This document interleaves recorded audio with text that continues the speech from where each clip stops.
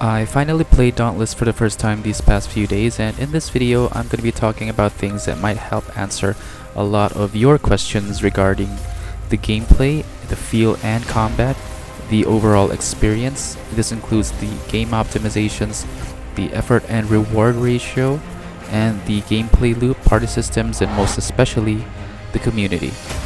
This is not just another review, but rather personal thoughts coming from someone who loves good graphics, shooters, responsive controls, punchy, fast and snappy animations, immersive gameplay, and most especially ultra-wide support.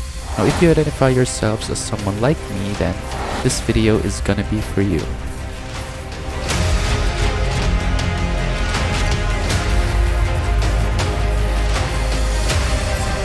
Just in case you didn't know, Dauntless is a free-to-play, cross-platform online co-op PvE game where you can play with your friends from PC, PlayStation, Xbox, or even Switch.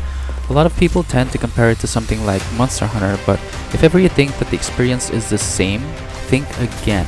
Although they do have their similarities, it wouldn't be fair to call Dauntless a Monster Hunter knockoff. In fact, I enjoyed Dauntless to the point where I played until Reforged, unlike in Monster Hunter where after a few hours of the game, sadly, I never touched it again. Why? Well, stay tuned to find out, because I'll be going over the reasons why I like Dauntless over Monster Hunter. Now this is just my opinion. I'm not saying Monster Hunter is a bad game. All I'm saying is I prefer Dauntless more.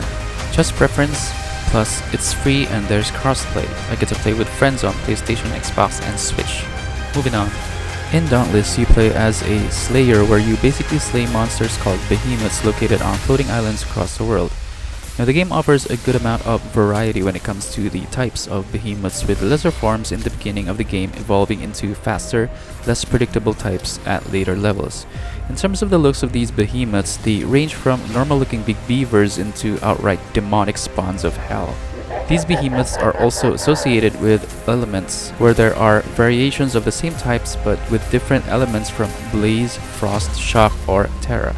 However, so far there are those that are exclusive to one element, such as Umbral or Radiant. And you guessed it, their elements are associated with their strengths and weaknesses, kinda like rock, scissors, papers when it comes to their mechanics, which I really enjoy. This is where gameplay and combat kicks in. Now for the gameplay, you basically progress through the game, leveling up your weapon class, which is what they call your weapon type proficiency. The higher your weapon class, the stronger you become. However, this has a big twist later on, which I will be talking about in a bit. You see, weapons and armors have what the game calls perks, which you can play around with to make yourself stronger or make the enemies weaker. These perks are associated with cells, which you can gain innately in the weapons and armor you acquire. Or you can also farm these cells, which you can slot into your equipment and also upgrade them to make them better, stronger versions to give you bigger buffs and effects.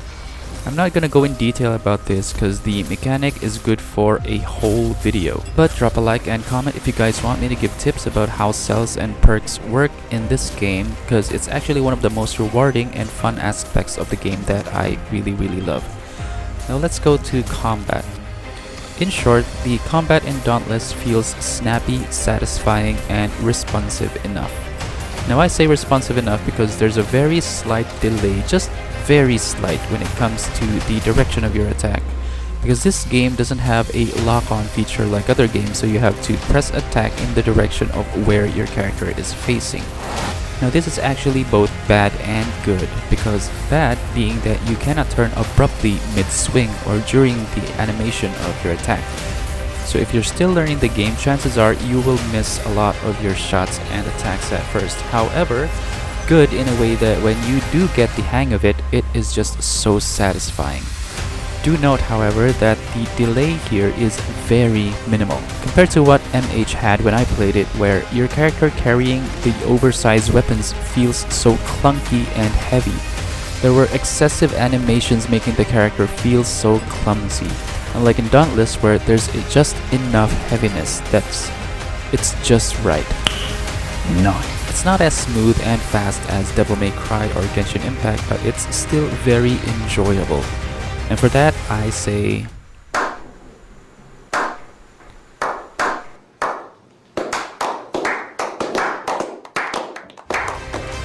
now for the last part of the video, the overall experience of the game.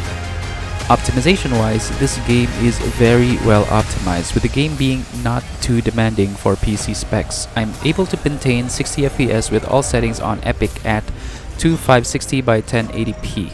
Not to mention the awesome ultrawide support. The only times it has black bars on the sides are on loading screens, but it's not that bad. For the effort versus reward, I asked myself if the game was exhausting when it comes to the amount of work you have to put in to progress, versus is it rewarding to finally achieve your goals? Do the rewards compensate for the effort? And my answer is yes. It's nice to feel satisfied with the reward the game gives you according to the effort in your progress. For somebody who plays casually nowadays and am only able to play a few hours a day, it feels nice to just hop in a game, play a few hours and then feel better about it, and you're done. Now, the gameplay loop is basically kill behemoths, get parts, craft gear to kill stronger behemoths, get their parts to kill stronger ones, and so on.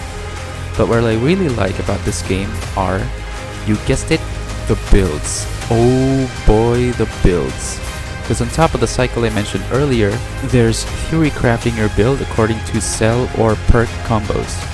Getting gear that can fit with your build or playstyle, then having it all come together. I mean, the joy of a build you put together working in a game according to your plan is just... there's no words to describe it. It's just bliss. But wait, what about that twist you said about weapon classes?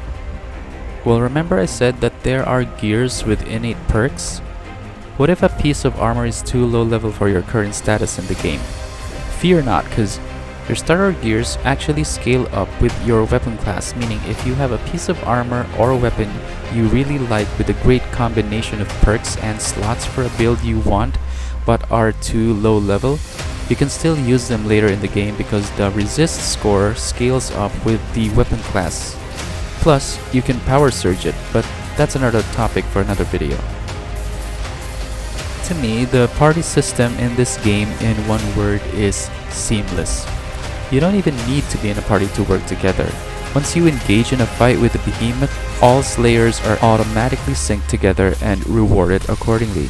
It's a great feeling to go out in the hunting grounds and just kill stuff. Finding other people killing stuff and then kill the same stuff, and then you automatically become friends killing more stuff together. It's that simple.